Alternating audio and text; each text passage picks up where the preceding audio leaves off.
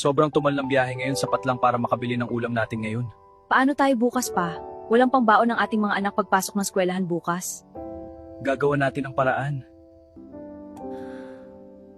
Salamat anak, hindi na kailangan. Saan kaya ako pwedeng umutang? Kailangan ko ng pambaon ng mga bata bukas. Manang, baka pwedeng umutang para lang sa baon ng mga anak ko. Kahit tinapay lang, hindi pwedeng pumasok silang walang dala. Nay, pasensya na po sa abala. Pwede po ba muna ako makautang? Salamat po, Nay. Walang anuman, mag-ingat ka. Nakauwi ka na, may nakuha ka ba? Oo, nakautang ako. Tinapay lang muna para may baon sila bukas. Nahihiya na nga ako kay Aling Nena, paulit-ulit na lang. Pero wala na akong ibang malapitan. Ang sarap nilang tingnan habang tulog. Sana isang araw hindi na sila mahirapan sa buhay na naranasan natin. Para sa kanila, gagawin ko ang lahat. Patawad kung ito lang ang kaya kong ibigay. Pilit na itinatago ang bigat ng kanyang nararamdaman. Sana may pasahero na. Kailangan ko ng kita para sa pamilya. Panginoon, bigyan mo sana ako ng biyaya ngayong araw na ito.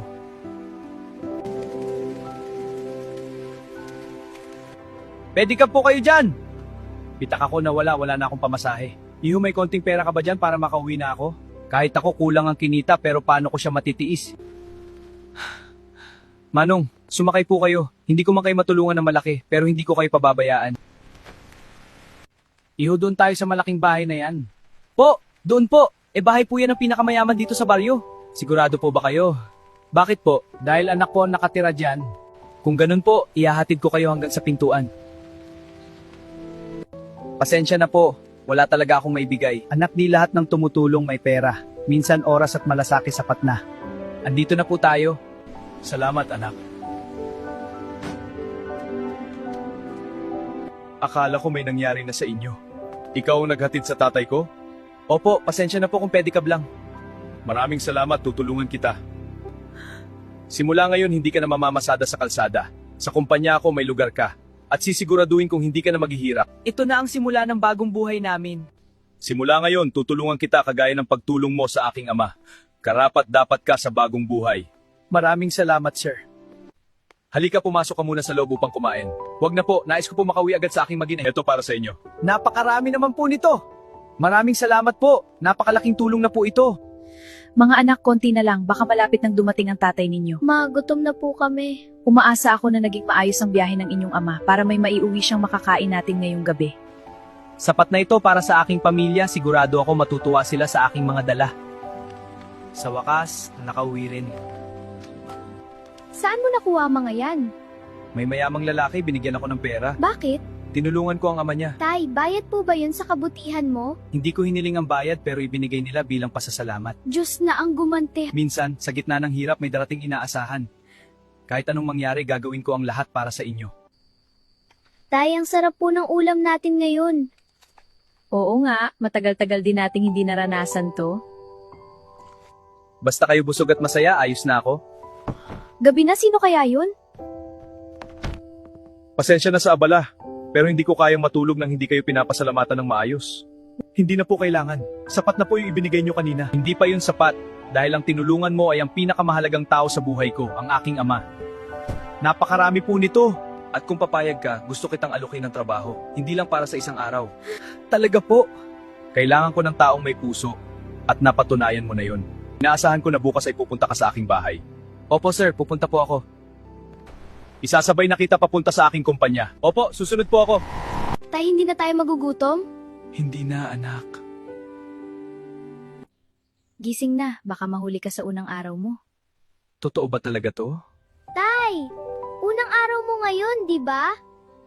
Ang naging saksi sa lahat ng hirap natin, hindi mo ako iniwan. Hindi mo na kailangang puwersahin ang sarili mo sa pagbibisikleta araw-araw. May bago ka ng simula.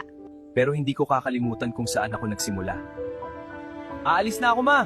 Baka hinihintay na ako ni sir. Mag-ingat ka pa! Mag-ingat ka! Opo! Handa ka na ba? Handa na po. Umalis na tayo.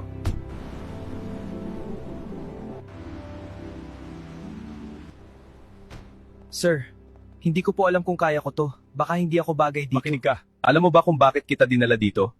Dahil naawa po kayo sa akin? Hindi awa ang dahilan ko. Dinala kita dito dahil nakita ko ang sarili ko sa'yo. Ganyan din ako noon, walang-wala, lahat ng pintuan sarado, walang naniwala sa akin. Kaya kayo na po ngayon ang nagbibigay ng pagkakataon? Hindi lang pagkakataon, responsibilidad. Dahil balang araw ikaw naman ang mag-aangat ng iba. Pero tandaan mo, isang pagkakamali mo lang. Hindi po ako papalya kahit anong mangyari. Kung ganon, patunayan mo. Ito ang mga plano para sa bagong proyekto. Gusto kitang isama. Hindi po ako sanay sa ganito, pero handa po akong matuto.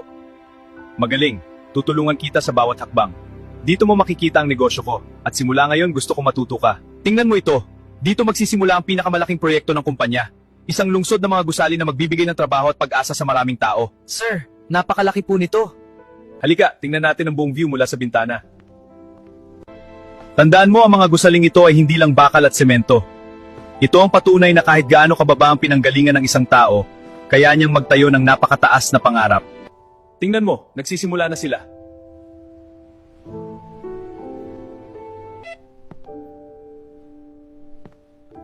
Ano? Kailan nangyari yun? Sir, may problema po ba? May gustong pumigil sa proyektong ito. Pumigil? Sino po? Isang makapangyarihang kumpanya na ayaw makita na magtagumpay tayo. Sir, sino po ba talaga ang gustong pumigil sa proyekto natin? Isang kumpanya na matagal ng kalaban ng Global Enterprises, ang Titan Holdings. Bakit po nila kayo haharangin? Matagal ng kalaban ng Global Enterprises, ang Titan Holdings. Bakit po nila kayo haharangin? Dahil ang lupang pagtatayuan natin ng bagong lungsod matagal na nilang gustong bilhin. Kapag nabigo tayo, mawawala ang oportunidad ng libu-libong pamilya na umaasang magkakaroon ng trabaho at bagong tahanan. Sir, may dumating pong sulat para sa inyo. Hinahamon nila tayo na umatras bago pa magsimula ang proyekto. Kung ganun po, lalo lang nilang pinapatunayan na nasa tamang landas tayo. Tama ka. At ngayon, mas kailangan kita kaysa kailanman. Tingnan mo ang lugar na ito. Kahapon lupa lang ito. Ngayon, nagsisimula ng mabuo ang pangarap natin. Sir Antonio, may problema po tayo! Anong nangyari? May dumating pong mga inspektor mula sa City Hall. Pinahito nila ang trabaho. Sabi nila may reklamo raw tungkol sa permit ng proyekto. Sigurado akong gawa na naman ito ng Titan Holdings. Hindi nila kayang sirain ang plano natin. Sinusubukan lang nilang pabagalin tayo. Sir, ano po ang gagawin natin? Mga kasama, pansamantalang ihinto ang trabaho. Sir, ano problema? Paano mo na? Pakinggan niyo ang boss! Hindi tayo humihinto dahil sumusuko tayo. Humihinto tayo para maghanda sa mas malaking laban. Mas magiging matatag ang pundasyon ng pangarap na ito. Magpahinga muna tayo. Kailangan ko lang mabawasan ng bigat sa trabaho. Ikaw ang kasama ko ngayon, ha? Sige po, Sir Antonio. Ano pong bibilin natin? Good evening, Sir Antonio. Ano po ang maitutulong namin? Bigyan ninyo siya ng ilang set ng maayos na damit, yung babagay sa isang taong malapit nang magkaroon ng malaking responsibilidad. Sir, parang hindi po yata bagay sa akin ang mga damit dito. Baka masyadong mahal. Huwag mong isipin ang presyo. Ang isipin mo ano ka magsisimula ng bagong buhay. Subukan mo yung suit na yan, bagay sa'yo. Ito po ang aming pinakabagong koleksyon. Good evening, sir. Ready to go? Hindi kita tinulungan para manatili kang maliit ang pangarap. Gusto ko makita kung hanggang saan ka aabot. Hindi ko po yan makakalimutan. Maraming salamat po, sir. Magpapaalam na po ako. Sige, mag-iingat ka. Maraming salamat po, Sir Antonio. Hindi ko po ito makakalimutan. Alam nyo ba, kanina isinama ako ni Sir Antonio sa lungsod. Talaga po, Tay? Napakaraming ilaw, malalaking gusali at mall na hindi ko pa nakita noon. Kumusta ka naman doon? Naninibago ako pero hindi ako pinabayaan ni Sir Antonio. Napakabuti niya. Bago kami umuwi, binilhan niya ako ng mga damit na magagamit pag pumunta kami ulit doon. Pa, may sasabihin sana ako. Pumunta ang mayari na inuupahan natin na kubo. Pinapaalis na tayo dito sa lalong madaling panahon pa. Sa dami ng utang natin, hindi naging sapat ang gantimpala na ibigay ni Sir Antonio. Hoy! Lumabas kayo! Kailangan nyo nang umalis dito! Ano pong problema? Hindi na kayo nakakapagbayad ng renta. Hanggang ngayon lang kayo. Kailangan nyo nang umalis. Wala na tayong magagawa, kailangan nating sundin. Paano na ang mga bata? Saan tayo pupunta ngayong gabi? Hindi ko pa alam, pasensya na kayo. Ang hirap pala talagang iwan ang bahay na pinagsamahan natin. Masakit man, kailangan nating magpatuloy para sa mga bata. Papa, delikado po ba dito? Hindi anak, nandito kami ni nanay. Sandali, bakit sila may dalang mga gamit? Saan sila pupunta? Parang pinalaya sila sa bahay nila, Sir Antonio. Hindi maaari yun. Hindi ko hahayaang mag-isa lang sila sa ganitong kalagayan. Ganito ba kabigat ang mundo para sa mga taong lumalaban ng patas? Hindi ko ito papayagan. Huminto ka! Ngayon din. Sir Antonio? Elias, bakit hindi mo sinabi sa akin? Ganito na pala ang sitwasyon ninyo. Hindi ko kayo pababayaan. Sir, ayaw po namin maging pabigat sa inyo. Hindi kayo pabigat. Halika, sasama kayo sa akin. May matutuluyan kayo ngayong gabi. Elias, dito muna kayo sa akin ngayong gabi. Sir, bakit po kayo sobrang tumutulong sa amin? Dahil may mga pagkakataong dumarating ang tao, hindi para husgahan ka, kundi para buhatin ka kapag hindi mo na kaya. Dito muna kayo pero tandaan hindi ako natutuwa na nandito kayo. Patawad po, Mayordoma. Wala na po kaming ibang matatakbuhan. Pasok na. Hindi ninyo ba alam na hinihintay munang magsimula ang may-ari bago kumain? Pasensya na po. Akala ko po ay... Akala? Sa ganitong lugar, hindi sapat ang akala. Mahaba po ang biyahe namin, gutom na rin po kasi ang mga bata.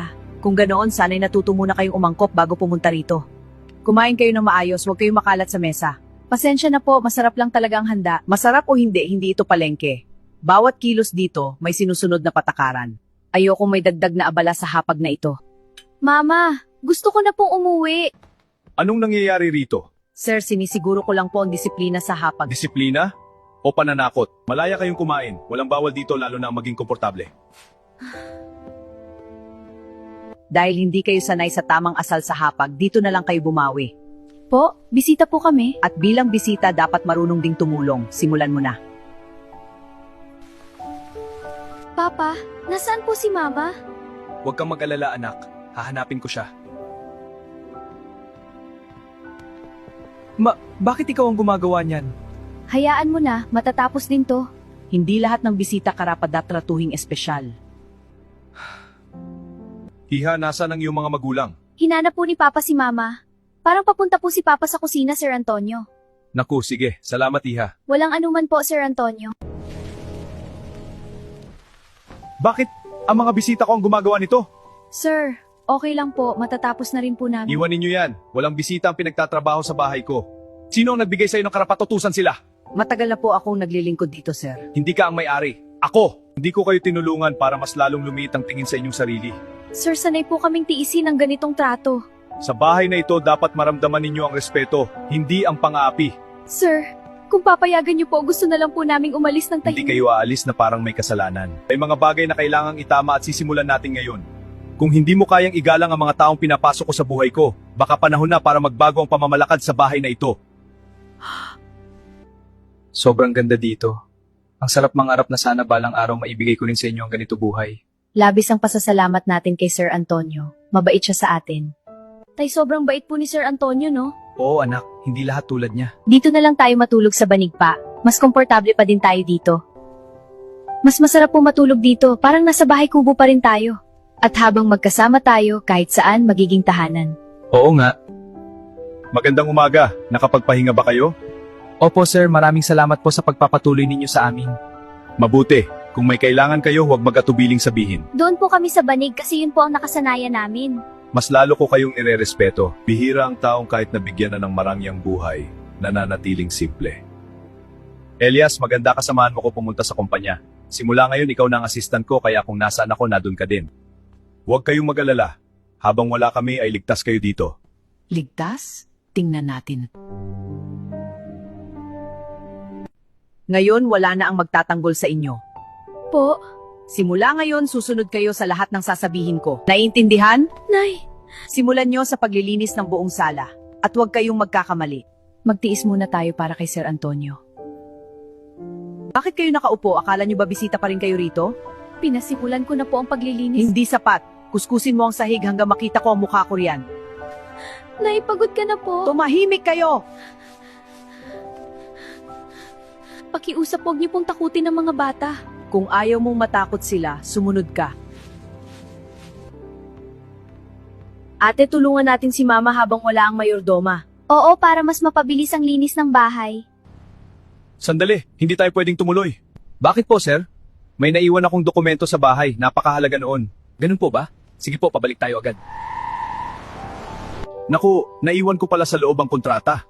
Kontrata po, importante ba yun sir? Napaka-importante. Kapag wala yun, masasayang ang meeting namin. Dahan-dahan lang mga anak, huwag kayong magmadali. Ma, tutulungan ka po namin para mapabilis ang linis. Nakakataba ng puso ang tulong ninyo mga anak. Anong nangyari rito? Bakit kayo naglilinis ng sahig? Hindi ko akalaing abutan ko kayo na ganito kabigat ang ginagawa ninyo. Sa sarili kong bahay kayo pa ang pinapagod, hindi ito tama. Nasaan si Miss Minchin ng mayordoma? Miss Minchin, anong klaseng asal yan? Inutusan mo magkuskus ng sahig lang taon dapat ay ginigalang sa bahay na ito. Sir Antonio, tinuturuan ko lang sila ng disiplina. Hindi ganyan ang trato sa bisita rito. Opo sir, pasensya na po. Hindi disiplina ang pang-alipusta. Kapag nasa pamamahay ko lang isang panauhin, marapat lang na siya itratuhin na may respeto nyo na po, hindi. Dahil kapag pinalampas ko ito, para ko ring pinayagan ng pangmamaliit. Miss Minchin, ilang taon kang nanilbihan sa bahay na ito pero ngayon ko nakita ang tunay mo ugali. Sir Antonio, nagkamali lang po. Pagkakamali? Ang utusan ng bisita kong lumuhod at magkuskos ng sahig ay hindi simpleng pagkakamali. Simula ngayon, alisin mo na kita sa tungkulin. Mapapahinga ka at pag-isipan mo ang ginawa mo. Sir Antonio, ako po ang nag-aalaga sa bahay nito ng maraming taon. At sa isang araw lang, sinira mo ang tiwalang ibinigay ko. Sa loob ng maraming taon, pinagkatiwala sa akin ang bahay na ito. At dahil sa mga sampid na yun ay mapapaalis lang ako dito. Minchin, bakit marami kang dalang gamit saan ka pupunta? Kayo po pala sir, pinaalis na po ako ng anak niyo po na si Sir Antonio. Bumalik ka sa loob, hindi ka aalis. Kakausapin ko si Antonio.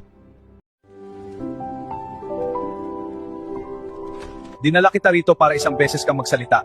Bakit ka pinaalis ng anak ko? Hindi ko po inaasahan na palalayasin niya ako, nagsilbi ako rito ng maraming taon. Hindi ka basta aalisin kung walang mabigat na dahilan.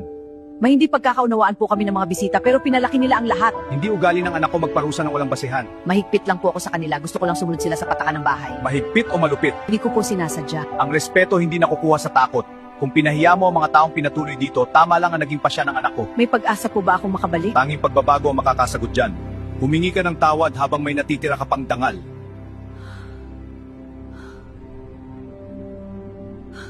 Hindi na tama ang ginagawa ni Miss Minchin sa inyo. Kailangan na nating isipin ang kapakanan ng mga bata. Papa, uuwi na ba tayo? Ayoko na po dito. Bakit po galit siya sa atin? May mali po ba kaming ginawa? Wala kayong kasalanan, mababait kayong bata. Siya ang may malamig na puso. Salamat po, Itay Inay. Akala ko kaya pa nating magtiis pero unti-unti nang nasisira ang mga anak natin. Papa, aalis na po ba tayo? Oo, ngayong gabi, iiwan natin ang mansyon na ito. Ika na, pumasok na tayo sa loob upang magligpit ng gamit. Sige mahal, mahalaga na gawin natin ito ngayon. Elias, nakahiya naman kay Sir Antonio. Pinilit natin magtiis para sa mga bata pero sukdulan ng lahat. Tay, alis na po ba talaga tayo? Oo anak, mas mahalaga ang kapayapaan kaysa manatili sa lugar na puno ng pang-aapi. Pero saan po tayo pupunta? Kung saan may respeto at pagmamahal, hindi kayo dapat lumaki sa takot. Alam ko, mahirap tanggapin pero kailangan. Nay, isasama ko po ba ito? Oo, anak. Dalhin mo lahat ng bagay na nagpapasaya sa'yo. Konti na lang, paglabas natin dito, magsisimula tayo muli. Gusto ko na po umuwi sa atin. Doon kahit simple lang po ang buhay natin pero masaya at payapa. Alam ko anak.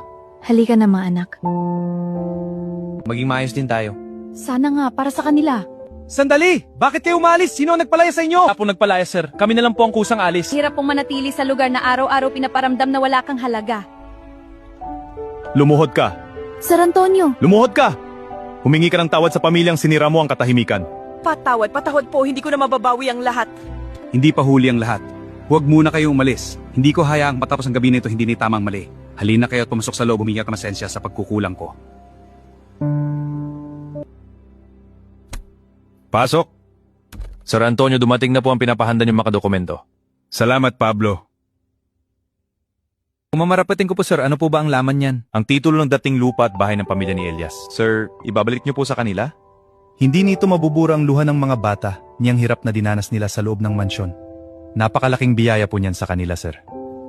Ngayong araw, may tahanang babalik sa tunay na may-ari. Bago kayo tuluyang umalis, may huli akong kahilingan. Sir, sapat na po ang kabuti pinakita niyo, ayaw po namin maging pabigat. Kayo ang pinakamalayong bagay sa salitang pabigat. ano po yan? Buksan mo. Hindi imposible. Titulo ng dati nating bahay. Nahanap ko kung sino ang bumili noon. Binawi ko ito ngayong araw. Sir, bakit po ninyong ginawa ito? Dahil hindi ko na kaya makita kayong umalis na wala man lang naibabalik sa inyo. Nanay, babalik tayo sa bahay natin? O anak sa bahay natin? Sir, hindi ko po matatanggap ito. Huwag kang luluhod sa akin. Matagal ka nang nakaluhod sa hirap ng buhay. Ang tanging hiling ko, tanggapin ninyo ito. Paano po namin kayo mababayaran? Sir, sasama po ba kayo sa bahay namin? Kung imbitahan ninyo ako, oh. Magandang umaga.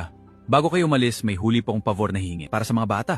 Pwede ba niyo akong samahan mamili ng mga gamit para sa bahay ninyo? Totoo po, kami ang pipili. Oh, mesa, laruan kung ano ang gusto niyo. Pwede po bang may kurtinang pink? Pwede. Sir, hindi na po kailangan. Sir, hindi namin malilimutan ito. Ang alalahanin ninyo kung anong kulay ng pintura ang gusto ninyo sa bagong simula. Napakaraming taon ko naglingkod sa bahay na ito. Pero ako'y nabubuhay sa ginto ko na may pinagutusan. Panahon na ako naman na makinabang. Kapag nawala ang mag-ama, sinupahad lang sa akin. Lahat ng ito magiging akin. Ngayon wala ng mga sampid magagawa ko ng matagal kong plano. Hindi nila mamamalaya ng unti-unti kong paglason sa mag-ama. Bago ko kayo ihatid pa uwi, nais ko mabigyan kayo ng mga kailangan ninyo sa bahay. At syempre, ng munting saya para sa mga bata. Naku, Sis Antonio, nakahiya naman. Huwag kang mahiya. Masaya akong makatulong sa mga taong karapat-dapat. Tingnan mo po, ang ganda na nakuha namin. Kung masaya kayo, mas masaya rin ako. Sir, sa dami ng pinagdaanan namin, hindi ko inakalang may taong magmamalasakit ang ganito sa amin. Hindi habang buhay nasa ibaba ang tao, Elias. Minsan kailangan lang may taong akay para makabangon. Maraming salamat po, Sir Antonio. Elias, tanggapin ninyo ito. Alam ko matagal na kayong nagsisikap. Panahon naman para gumaan ang inyong buhay. Sir Antonio, hindi ko po alam kung paano ko kayo mapasalamatan. Napakalaki po na naitulong niyo sa amin. Ngayon lang po kami magkakaroon ng ganito. Maraming salamat po sa inyong kabutihan. Ang kapalit lang ng lahat ng ito ay ang makita kong masaya at maayos ang inyong pamilya. Sir, narito na po tayo sa bahay. Salamat Pablo, ang sarap sa pakiramdam sa wakas. Nakauwi na rin na maayos ang pamilya ni Elias. Opo, sir. Malaking bagay po ang nagawa ninyo para sa kanila. Hindi po nila iyon malilimutan. Walang dapat makaalam nito ngayon ng tamang panahon. Hindi lang kay Sir Antonio ang aking galit, kundi pati sa kanyang ama. Sa wakas oras na para magbago ang lahat. Magandang hapon po, Sir Antonio. Kadarating niyo lang po, mukhang pagod po kayo. Oh, napakahaba ng araw ko. Gusto ko lamang magpahinga. Kung nais niyo po, handa ng inyong hapunan. Sige, ihain mo na. Gutom na rin ako. Opo, Sir Antonio, agad ko pong ihahanda. Sa gabing ito, magbabago ang lahat. Sa wakas, makakapagpahinga na rin ako ng maaga ngayong gabi. Opo, Sir Antonio, inihanda po namin ang inyong paboritong hapunan. Sana po magustuhan ninyo. Maraming salamat. Mukhang napakaayos ng lahat. Masaya po akong mapagsilbihan kayo, sir. Bakit parang iba ang tingin mo ngayong gabi? Wala po yun, sir. Nais ko lamang pong matiyak na maayos ang inyong hapunan. Kung gayon, maupo ka rin at saluhan ako. Hindi na po, Sir Antonio. Marami pa po akong gagawin. Maiwan ko po muna kayo. Alisin na lang ang gulay. Hindi ko muna yun kakainin ngayong gabi. Opo, Sir Antonio. Ilalayo ko na po. Salamat. Wala pong anuman, sir. Akala mo bang buhay mo akong yurakan? Akala mo bang buhay ako mananatiling alipin sa sarili mong bahay? Mayordoma, ibinalik po ni Sir Antonio ang pagkain. Ano? Bakit ibindalik? Sinabi po ni Sir Antonio na ayaw muna niyang kumain ng gulay ngayong gabi. Sige, ako na ang bahala rito. Napakaswerte mo, Sir Antonio, pero hindi habang buhay. Sa wakas, may bago na tayong bahay. Ang ganda doon, Papa. Salamat sa lahat ng sakripisyo mo. Sandali, ano yon? Ingat!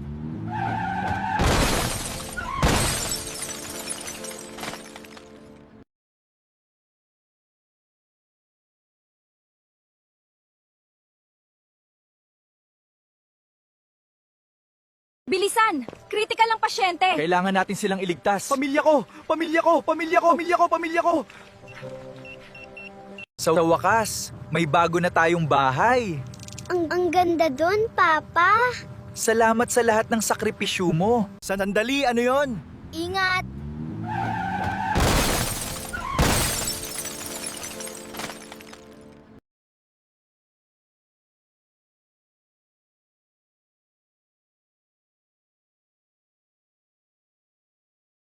Bilisan! Critical ang pasyente! Kailangan natin silang iligtas. Pamilya ko! Pamilya ko! Pamilya ko! Pamilya ko! Pamilya ko!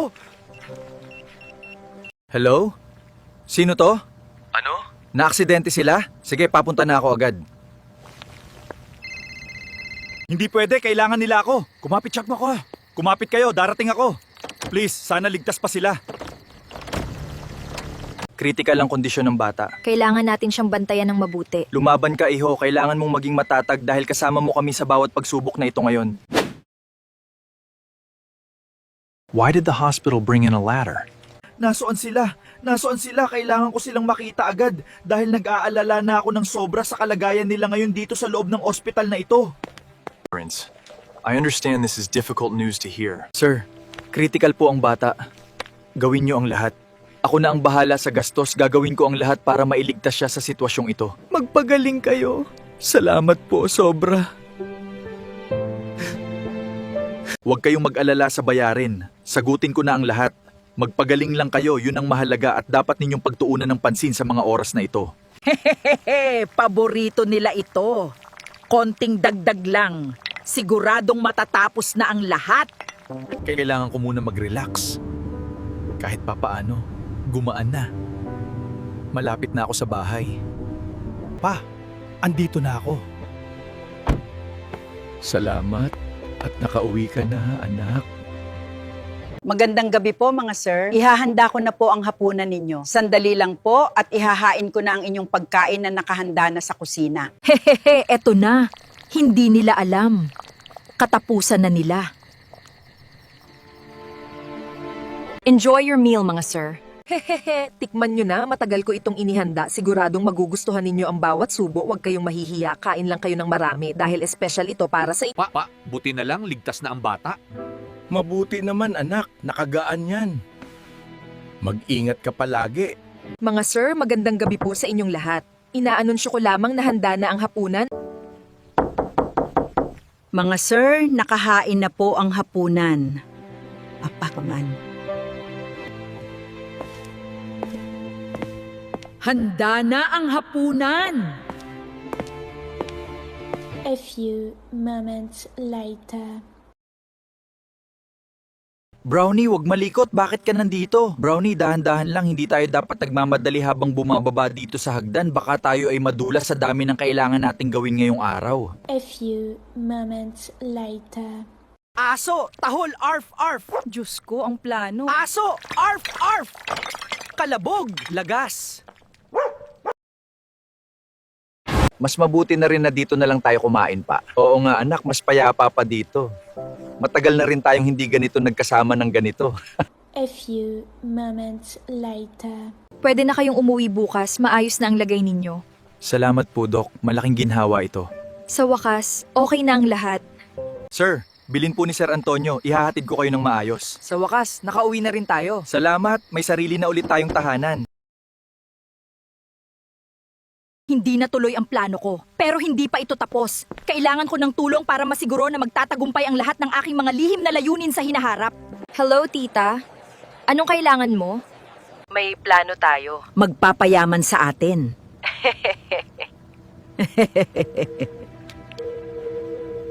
Interesting yan.